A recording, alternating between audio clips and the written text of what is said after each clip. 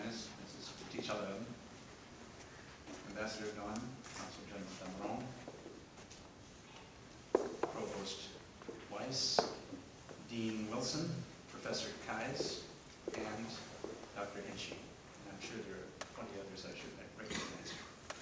First, let me say what an honor it is to participate in this important event, which is unique in the history of this university. In the opening stanza of his analects, the great Chinese sage Fu-dze, Confucius, said, "What a pleasure it is to welcome guests from afar." Indeed, we have the honor to welcome this distinguished group of visitors from the Kingdom of Thailand, a country located far from our shores with customs and traditions quite different from our own. Yet we find in this gathering many people who have lived and worked and studied in both cultures. Indeed, official contacts between the United States and Thailand go back to 1833, that's 1833, when the then young US of A, only 46 years old at that point, since the signing of the Constitution, signed its first treaty with any country in Asia, a treaty of amity and commerce with the Kingdom of Siam. This treaty was modified in 1856 and again in 1966, and still remains one of the pillars of our relationship. Throughout the period of European colonialism in Asia, Thailand remained independent and self-governing. Not coincidentally, the kingdom invited a total of 38 American advisors to serve the Thai crown in various capacities between the years 1892 and 1940. The Americans, needless to say, helped to balance Thailand's relationship with the outside powers. More recently, the Southeast Asia Mutual Defense Treaty of 1954, the CETO Treaty, established a mutual defense relationship between the member states, including Thailand and the United States. The commitments of this treaty were later explicitly extended to the bilateral relationship between the two countries in a letter from Secretary of State Dean Rusk to Foreign Minister Tanat Koman in 1962. Indeed, the United States and Thailand fought on the same side in World War I, in Korea, in Indochina, and more recently in Iraq and Afghanistan.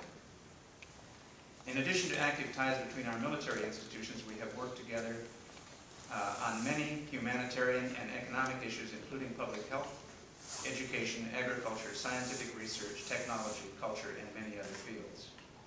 Many of the people in this room have participated in programs that bring together the people of our two countries.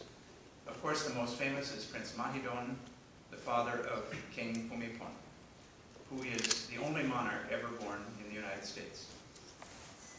His Majesty and other members of the royal family have visited the United States often during the period of his reign, and we are pleased to welcome Her Serene Highness, Princess Vudhichalerm, here today. American leaders, including several presidents, have also visited Thailand. Such visits are important for the symbolic weight that they bring to this relationship. But even more important are the ties between individuals on both sides. Thai students and professionals have been coming to the U.S. and to this university for many decades. When the former president of the University of Washington came to Bangkok in 2002, and we hosted a reception on his behalf, he discovered that there were more University of Washington alumni serving on the faculty of Chulalongkorn University in Bangkok than in any institution in the world outside the United States, outside the state of Washington. Remarkable. Clearly, this was a reflection of the quality of education available at this institution, but it was also a reflection of the strength of the personal and professional ties that grew in this setting. Today, we see many members of the Thai community who live in this area, and among them are many of the current students from Thailand and American students who have studied in Thailand. With the help of the Royal Thai, with the help of the Royal Thai government, we have established a club called Thai International, made up of Thai and American students who meet regularly to promote Thai culture on this campus. Is that me? No. Oh, okay. Today marks a new stage in this relationship. Like Confucius, we welcome guests from afar. But today, it does not seem to be that far.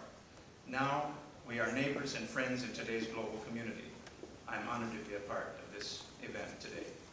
And now I would like to introduce Dr. Amara Phongsaphit, a distinguished alumnus of the University of Washington, professor of anthropology at Chulalongkorn University, and chairman of the Thai Human Rights Commission.